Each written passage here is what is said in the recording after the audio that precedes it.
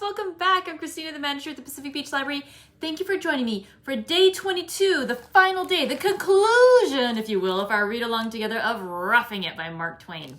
So today we have just 3 chapters to read, and that's a nice thing. We went a little longer yesterday, but I'm glad because it meant that we were in a good spot to finish with today. And I have not peeked ahead because I didn't even need to set the little marker for which pages we were going to be at because I knew we're just reading to the end. It's easy. And so that means we really get to, or I'll get to enjoy this ending completely fresh with you. It'll be really fun. Let's see. Other little housekeeping stuff. Hello! Yes, it's an exciting day. It's always fun. A little bittersweet to come to a conclusion of a story. It's nice you want to enjoy that conclusion of the story, but it's a little sad to see it end. So maybe you don't want it to end just yet. Well, I've got the solution for you. Come talk to us on Monday at 3 o'clock. Sign up to attend our tea party. We're going to be discussing Roughing It so we can have one more day together of talking about this book. What are the different ideas that sparked in your mind? What are some of the things that you loved about it, or maybe we're a little weirded out by?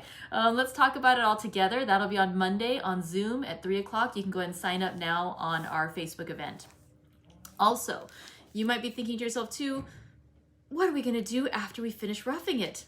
Fear not, friends. We have chosen another book to read, and that book is going to be Wuthering Heights by Emily Bronte. I'm so excited about this one. So we'll read this one starting next Tuesday.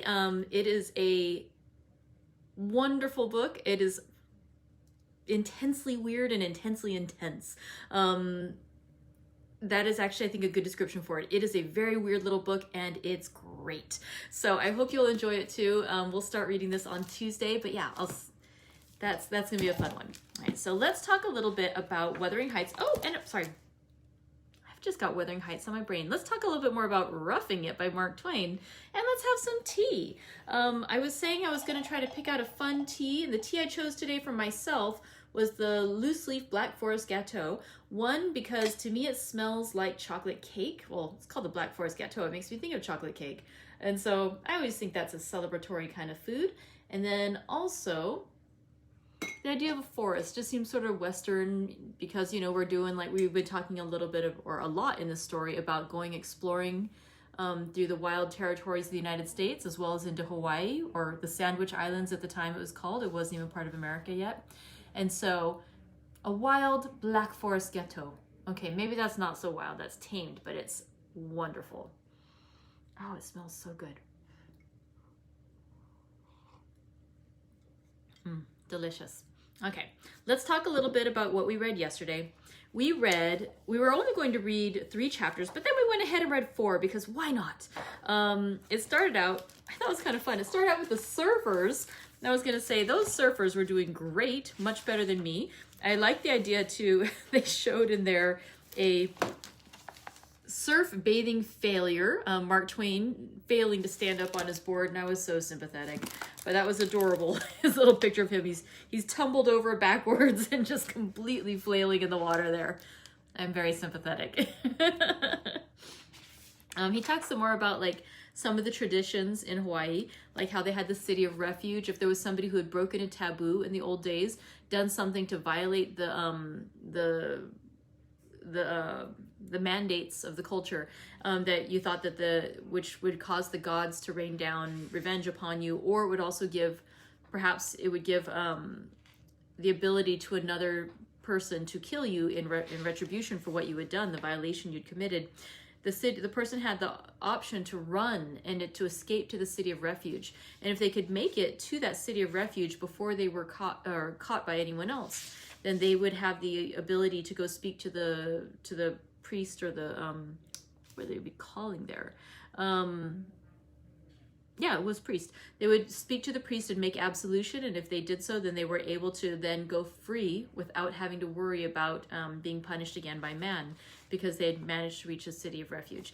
And so he talks about this. He talks about some other just traditions, like there was the story about a large man who had brought down a rock, and it was quite large, and in fact, here was the smaller rock that he'd brought down to serve like as a table for his queen, like a separate bed for her to rest on. So, you know, he's just telling these stories about Hawaii. Then he talks too about going to visit Kilauea. and just saying how it was, again, comparing it to the other famous volcanoes of the Western world, and saying, like, compared to Vesuvius, Mount Vesuvius, which erupted and gave us these beautiful ruins of Pompeii, that was nothing. He said Vesuvius was 3,600 feet high, with a cone only 300 feet deep and no more than 1,000 feet in diameter. And then putting that into perspective, Mount Kilauea, it was saying, was 900 feet deep in some places, 1,300 in others, level floored, and a full 10 miles in circumference. So he said it was big enough for the entire Russian army to camp out there and still have room to spare. So a huge, vast expanse. He was also there at a time when it was erupting and there was movement and life there. And so he was talking about how he was going through and you'd see like the flames rising into the sky and just reflecting like off he puts it as a pillar of fire. And just, again, you see this drawing there with these little tiny people, little tiny people watching this vast majesty of nature. And it's just, his descriptions in these chapters are really beautiful. He's known for exaggerating. We've talked quite a bit about that, about how he uses hyperbole and humor to tell, like, to kind of stretch the truth in a lot of things. But in this one, I believe he is telling just pretty much the straight up truth. I mean, his descriptions of the majesty of what's happening out there, there's no reason to embellish it. Just like what nature's doing is just so incredible in itself.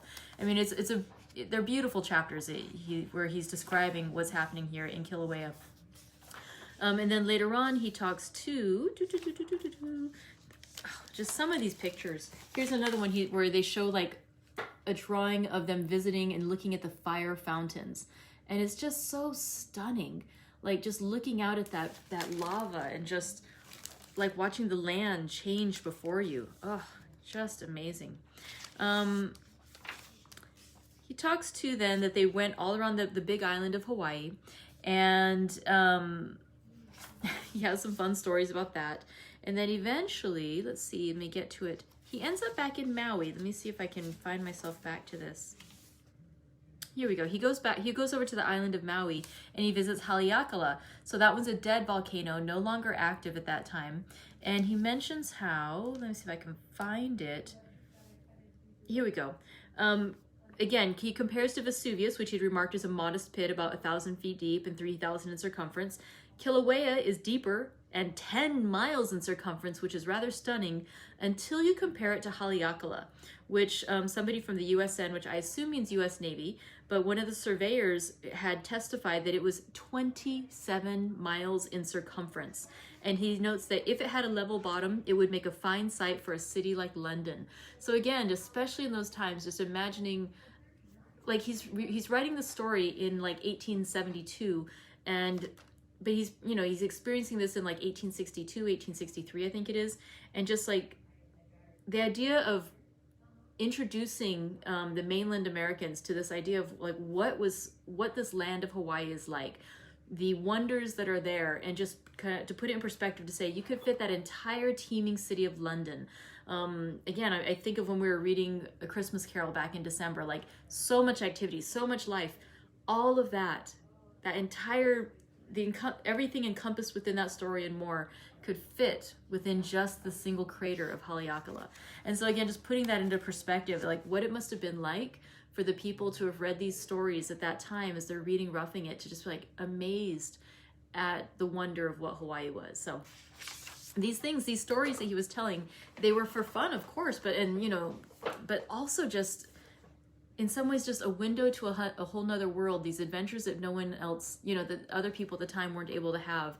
And so him getting to go to the Sandwich Islands, to Hawaii, and bring these stories back to the mainland, just rather stunning. It just really just to picture your world just opening up like that and just expanding so fast, and just to think London had seemed such a huge city, and it is a huge city, but to imagine it could fit within just the crater of this one volcano, it's a beautiful image. It's so well done.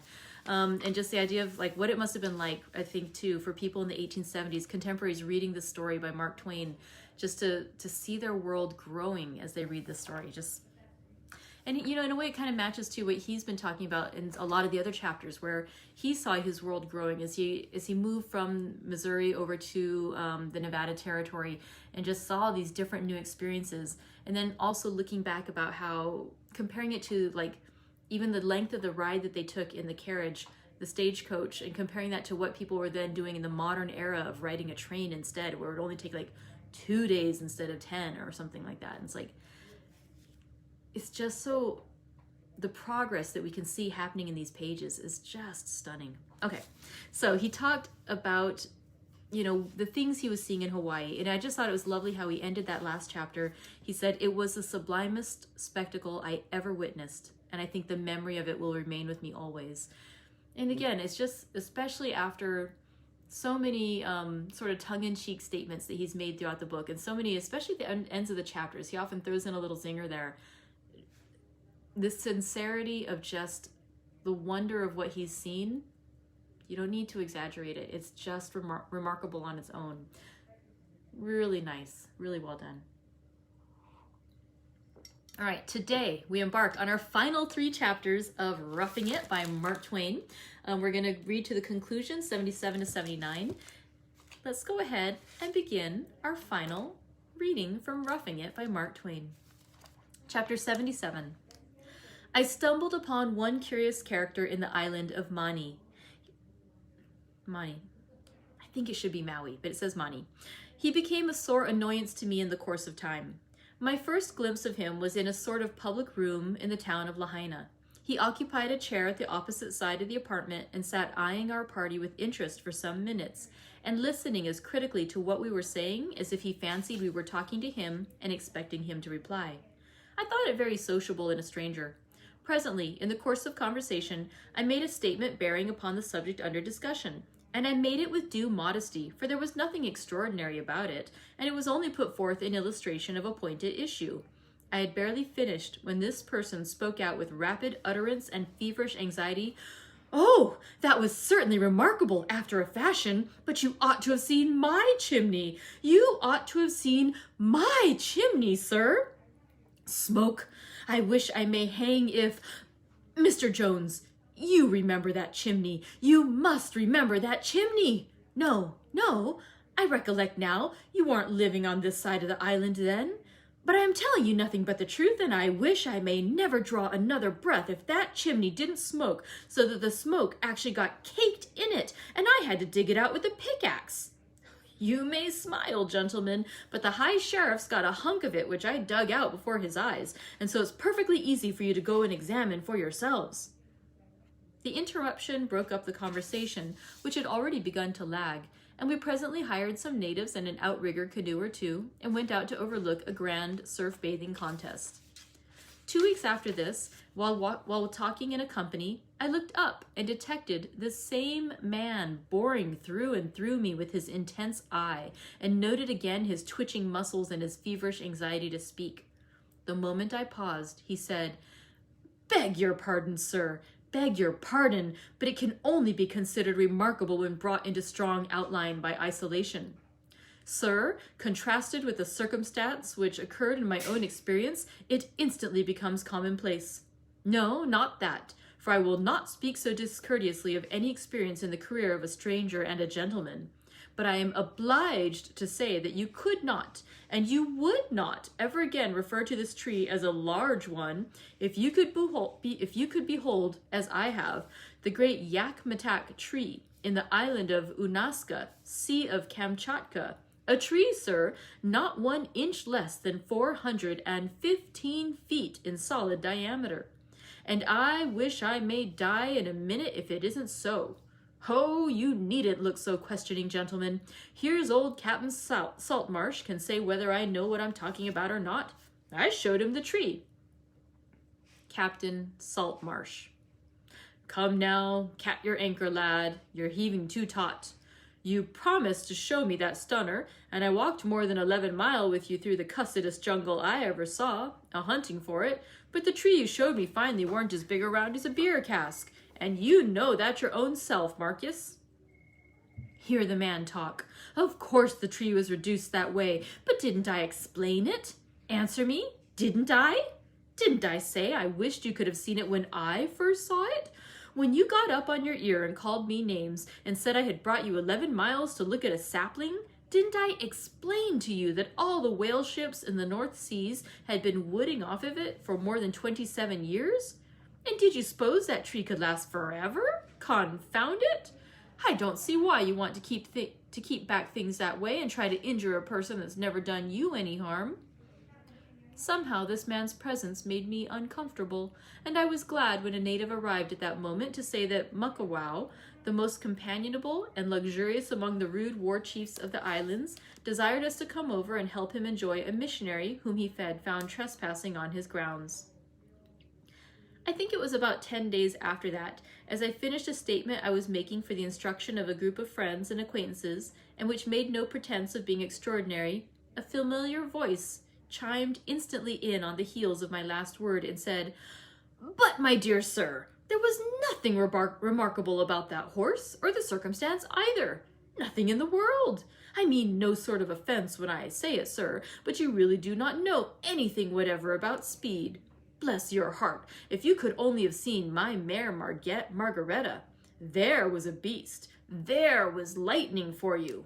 Trot. Trot is no name for it. She flew. How she could whirl a buggy along. I started her out once, sir. Colonel Bilgewater, you recollect that animal perfectly well. I started her out about 30 or 35 yards ahead of the awfulest storm I ever saw in my life, and it chased us upwards of 18 miles. It did, by the everlasting hills. And I'm telling you nothing but the unvarnished truth when I say that not one single drop of rain fell on me. Not a single drop, sir. And I swear to it. But my dog was a-swimming behind the wagon all the way. For a week or two, I stayed mostly within doors, for I seemed to meet this person everywhere, and he had become utterly hateful to me. But one evening I dropped in on Captain Perkins and his friends, and we had a sociable time. About 10 o'clock, I chanced to be talking about a merchant friend of mine, and without really intending it, the remark slipped out that he was a little mean and parsimonious about paying his workmen. Instantly, through the steam of a hot whiskey punch on the opposite side of the room, a remembered voice shot, and for a moment I trembled on the imminent verge of profanity. "Oh, my dear sir, really, you expose yourself when you parade that as a surprising circumstance. Bless your heart and hide, you are ignorant of the very ABC of meanness. Ignorant as the unborn babe. Ignorant as unborn twins. You don't know anything about it. It is pitiable to see you, sir, a well-spoken and prepossessing stranger, making such an enormous powwow, and hear about a subject concerning which your ignorance is perfectly humiliating. Look me in the eye, if you please. Look me in the eye. John James Godfrey was the son of poor but honest parents in the state of Mississippi. Boyhood friend of mine, bosom comrade in later years. Heaven rest his noble spirit, he is gone from us now. John James Godfrey was hired by the Hay Blossom Mining Company in California to do some blasting for them. The Incorporated Company of Mean Men, the boys used to call it. Well, one day he drilled a hole about 4 feet deep and put in an awful blast of powder and was standing over it, ramming it down with an iron crowbar about 9 feet long, when the cussed thing struck a spark and fired the powder, and scat! Away John Godfrey whizzed like a skyrocket, him and his crowbar. Well, sir, he kept on going up in the air higher and higher till he didn't look any bigger than a boy, and he kept going on up higher and higher till he didn't look any bigger than a doll, and he kept on going up higher and higher till he didn't look any bigger than a small little bee, and then he went out of sight. Presently he came in sight again looking like a little small bee, and he came down along further and further till he looked as big as a doll again, and down further and further till he was as big as a boy again, and further till he was a full-sized man once more. And then him and his crowbar came a-whizzing down and lit right exactly at the same old tracks, and went to ramming down and ramming down and ramming down again, just the same as if nothing had happened. Now, do you know, that poor cuss weren't gone only 16 minutes, and yet that Incorporated Company of Mean Men docked him for the lost time. I said I had the headache and so excused myself and went home. And on my diary I entered, "Another night spoiled by this offensive loafer." And a fervent curse was set down with it to keep the item company. And the very next day I packed up out of all patience and left the island. Almost from the very beginning, I regarded that man as a liar.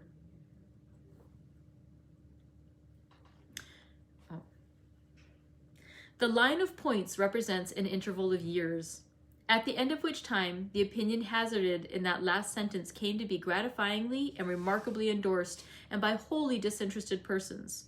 The man Marcus was found one morning hanging to a beam of his own bedroom, the doors and windows securely fastened on the inside, dead, and on his breast was pinned a paper in his own handwriting, begging his friends to suspect no innocent person of having anything to do with his death, for that it was the work of his own hands entirely. Yet the jury brought in the astounding verdict that deceased came to his death by the hands of some person or persons unknown. They explained that the perfectly undeviating consistency of Marcus's character for 30 years towered aloft as colossal and indestructible testimony that whatever statement he chose to make was entitled to instant and unquestioning acceptance as a lie. And they furthermore stated their belief that he was not dead, and instanced the strong circumstantial evidence of his own word that he was dead, and beseeched the coroner to delay the funeral as long as possible, which was done. And so in the tropical climate of Lahaina, the coffin stood open for 7 days, and then even the loyal jury gave him up.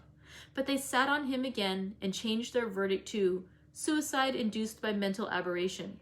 Because, said they, with penetration, he said he was dead, and he was dead. And would he have told the truth if he had been in his right mind? No, sir.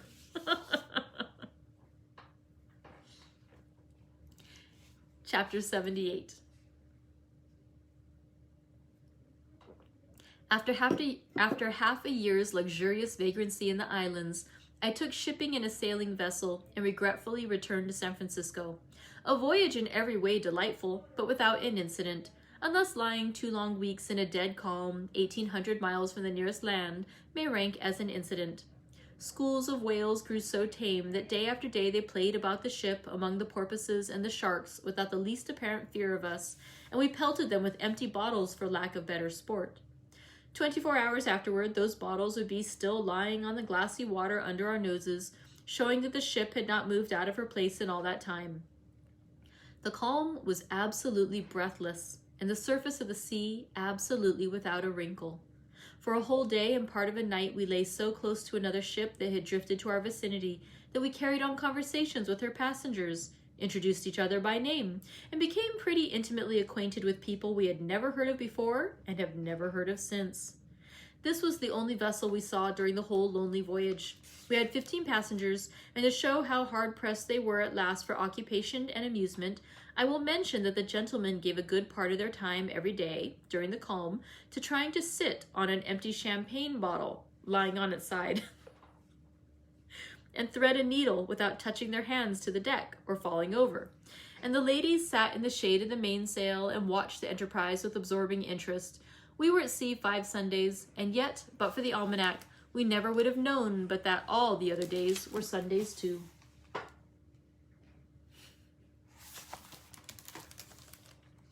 I was home again in San Francisco, without means and without employment.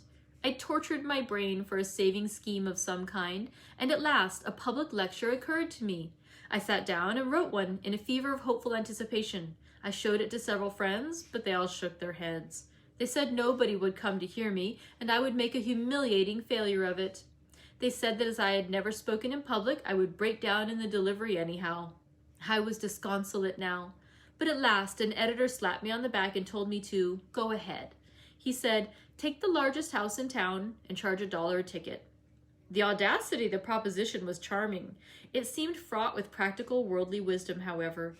The proprietor of the several theaters endorsed the advice and said I might have his handsome new opera house at half price, $50. In sheer desperation, I took it, on credit for sufficient reasons. In 3 days, I did $150 worth of printing and advertising and was the most distressed and frightened creature on the Pacific coast. I could not sleep. Who could under such circumstances? For other people, there was facetiousness in the last line of my posters, but to me, it was plaintive with a pang when I wrote it. Doors open at 7:30. The trouble will begin at 8. That line has done good service since. Showmen have borrowed it frequently. I have even seen it appended to a newspaper advertisement reminding school pupils in vacation what time next term would begin. As those 3 days of suspense dragged by, I grew more and more unhappy. I had sold 200 tickets among my personal friends, but I feared they might not come. My lecture, which had seemed humorous to me at first, grew steadily more and more dreary till not a vestige of fun seemed left, and I grieved that I could not bring a coffin on the stage and turn the thing into a funeral. I was so panic-stricken at last that I went to 3 old friends, giants in stature, cordial by nature, and stormy voiced, and said, "This thing is going to be a failure. The jokes in it are so dim that nobody will ever see them. I would like to have you sit in the parquet and help me through." They said they would. Then I went to the wife of a popular citizen and said that if she was willing to do me a very great kindness, I would be glad if she and her husband would sit prominently in the left-hand stage box where the whole house could see them. I explained that I should need help and would turn toward her and smile as a signal when I had been delivered of an obscure joke. And then, I added, "Don't wait to investigate, but respond." She promised. Down the street, I met a man I had never seen before. He had been drinking and was beaming with smiles and good nature. He said, "My name's Sawyer. You don't know me, but that don't matter. I haven't got a cent. But if you knew how bad I wanted to laugh, you'd give me a ticket. Come now, what do you say?" Is your laugh hung on a hair trigger? That is it critical, or can you get it off easy? My drawling infirmity of speech so affected him that he laughed a specimen or two that struck me as being about the article I wanted, and I gave him a ticket and appointed him to sit in the second circle, in the center, and be responsible for that division of the house. I gave him minute instructions about how to detect indistinct jokes, and then went away and left him chuckling placidly over the novelty of the idea. I ate nothing on the last of the 3 eventful days. I only suffered. I had advertised that on this 3rd day the box office would be opened for the sale of reserved seats. I crept down to the theater at 4 p.m. to see if any sales had been made. The ticket seller was gone. The box office was locked up. I had to swallow suddenly or my heart would have got out. No sales, I said to myself. I might have known it.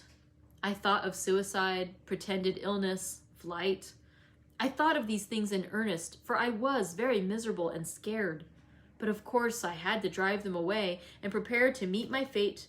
I could not wait for 7:30. I wanted to face the horror and end it. The feeling of many a man doomed to hang, no doubt. I went down back streets at 6 o'clock and entered the theater by the back door. I stumbled my way in the dark among the ranks of canvas scenery and stood on the stage. The house was gloomy and silent and its emptiness depressing. I went into the dark among the scenes again, and for an hour and a half gave myself up to the horrors, wholly unconscious of everything else. Then I heard a murmur. It rose higher and ended in a crash mingled with cheers. It made my hair raise. It was so close to me and so loud. There was a pause, and then another. Presently came a third, and before I well knew what I was about, I was in the middle of the stage, staring at a sea of faces, bewildered by the fierce glare of the lights, and quaking in every limb with a terror that seemed like to take my life away. The house was full, aisles and all. The tumult in my heart and brain and legs continued a full minute before I could gain any command over myself.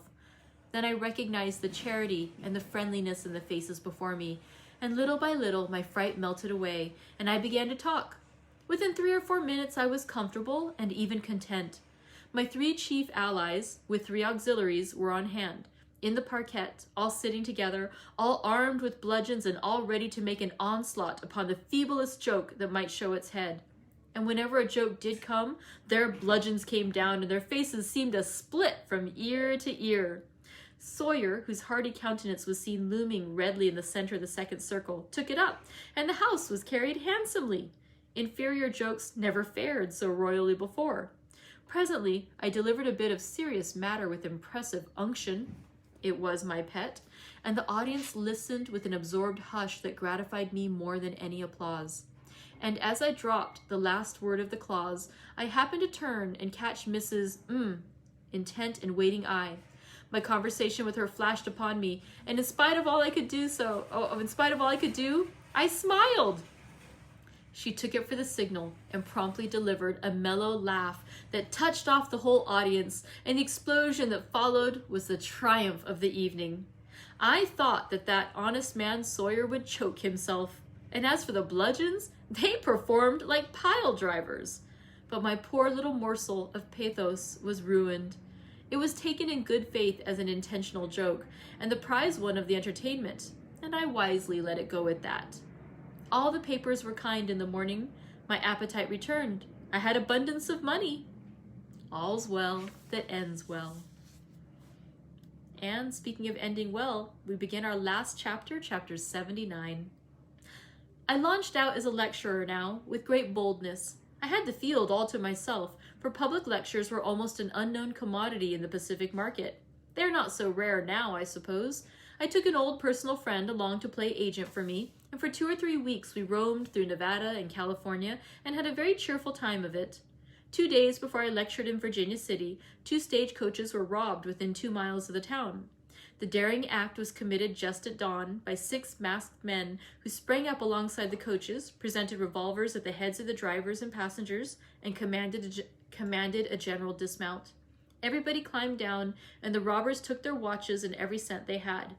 Then they took gunpowder and blew up the express specie boxes and got their contents. The leader of the robbers was a small, quick-spoken man, and the fame of his vigorous manner and his intrepidity was in everybody's mouth when we arrived.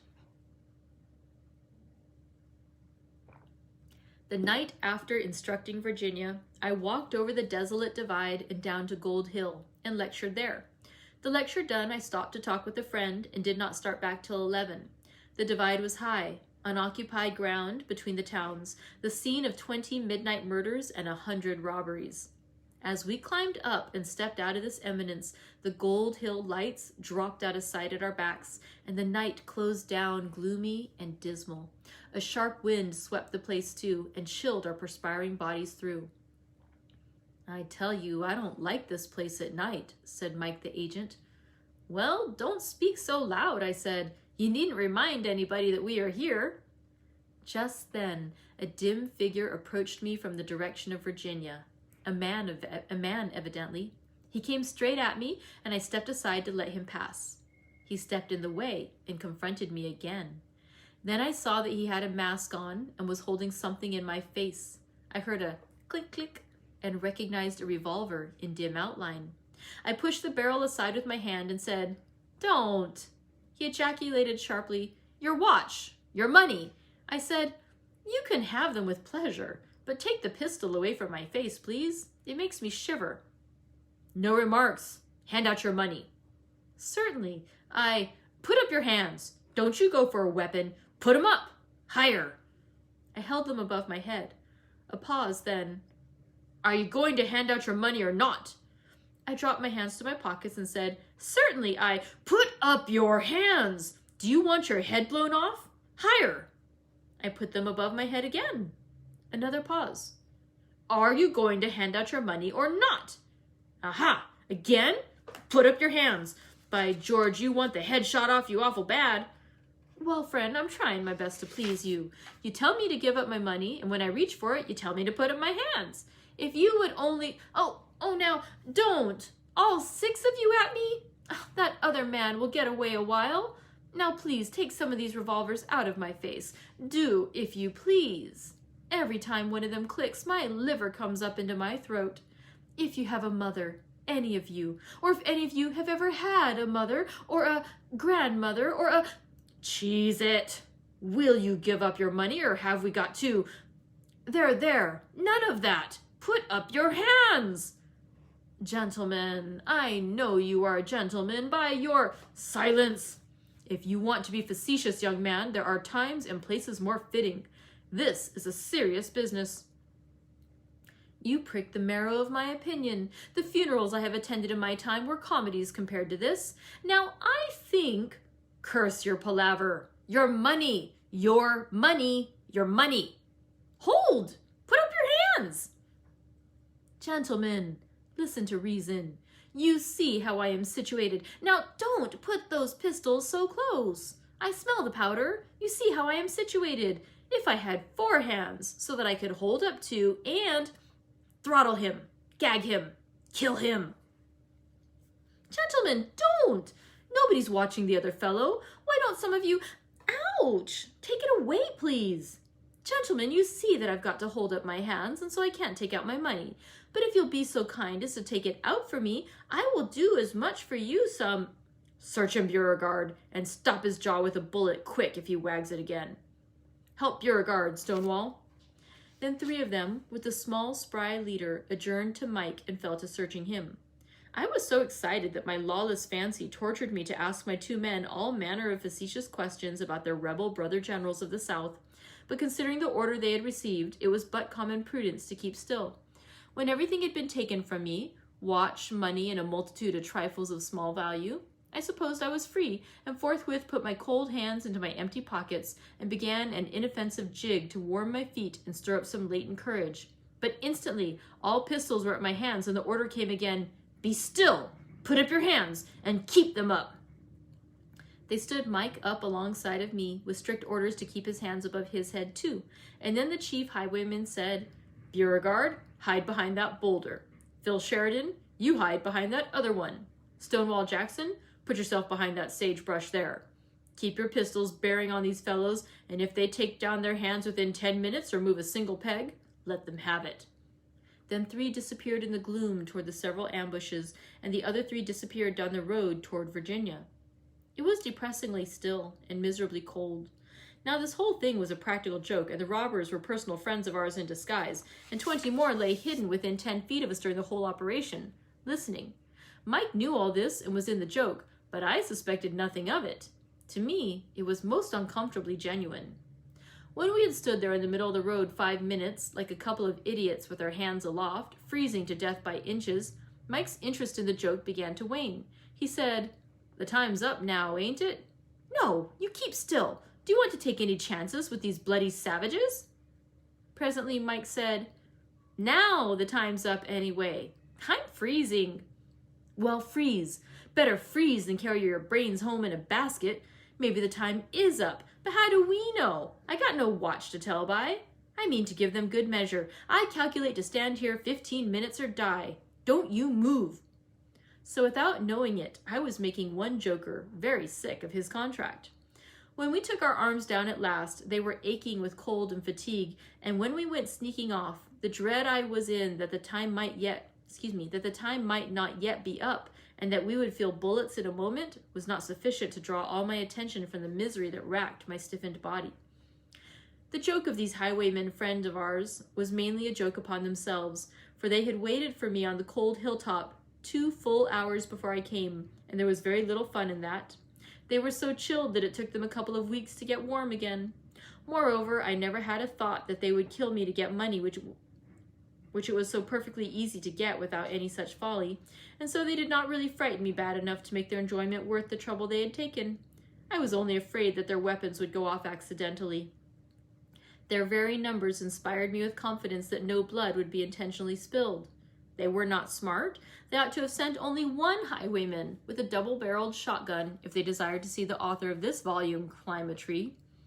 However, I suppose that in the long run, I got the largest share of the joke at last, and in a shape not foreseen by the highwaymen, for the chilly exposure on the divide, while I was in a perspiration, gave me a cold which developed itself into a troublesome disease and kept my hands idle some 3 months, besides costing me quite a sum in doctor's bills. Since then, I played no practical jokes on people and generally lose my temper when one is played upon me. When I returned to San Francisco, I projected a pleasure journey to Japan and thence westward around the world, but a desire to see home again changed my mind, and I took a berth in a steamship, bade goodbye to the friendliest land and liveliest, heartiest community on our continent, and came by the way of the Isthmus to New York. A trip that was not much of a picnic excursion, for the cholera broke out among us on the passage, and we buried 2 or 3 bodies at sea every day. I found home a dreary place after my long absence, for half the children I had known were now wearing whiskers or waterfalls, and few of the grown people I had been acquainted with remained at their hearthstones, prosperous and happy. Some of them had wandered to other scenes, some were in jail, and the rest had been hanged. These changes touched me deeply, and I went away and joined the famous Quaker City European excursion and carried my tears to foreign lands. Thus, after 7 years of vicissitudes, ended a pleasure trip to the silver mines of Nevada, which had originally been intended to occupy only 3 months. However, I usually miss my calculations further than that. Moral. If the reader thinks he is done now and that this book has no moral to it, he is in error. The moral of it is this: if you are of any account, stay at home and make your way by faithful diligence. But if you are no account, go away from home, and then you will have to work whether you want to or not. Thus, you become a blessing to your friends by ceasing to be a nuisance to them, if the people you go among suffer by the operation. The end. The book has a couple appendices afterwards too, which I will not read with our group. But yeah, that concludes our story. Mark Twain, as he said, his 3-month voyage out to the Nevada Territory ended up taking 7 years. Didn't take us quite that long to read the story. Thank you for joining me for this read along together of Roughing It. Yeah, I don't think I would have read that one on my own, so I'm really glad we read it together as a group. Thank you to Judy for nominating it. Thank you for those of you who voted on it.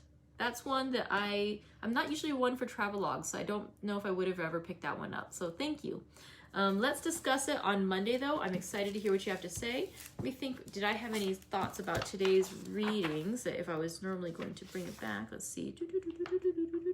I did love the story about that gentleman Marcus, who was such a liar that they knew that he even though he swore and declared that he had killed himself, that there was evidence all pointed that way, that the room was locked from the inside. They could not believe that it was true, or that maybe he wasn't even really dead, because they knew that he was always such a liar, that there was no way that he would have even told the truth then. That was a good story.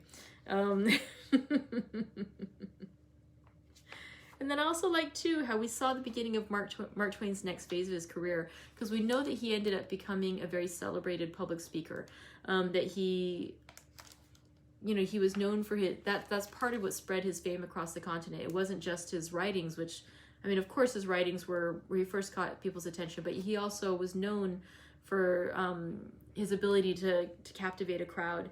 And just to hear this story about his first attempt at public speaking and just his fear that he would just bomb, and yet to see his success and to know that that was the start of just this long career of sharing his stories with listeners around the country and around the world, actually. That was really lovely to see how he began. Okay, I'm going to go ahead and stop now. Thank you, all of you who joined me for this read-along of Roughing It by Mark Twain. I look forward to talking with you on Monday if you're available, and if not, I will see you again on Tuesday when we start reading Wuthering Heights together. Thank you very much. It's been a wonderful journey. I hope it hasn't been too. One last time, let's say it. Rough.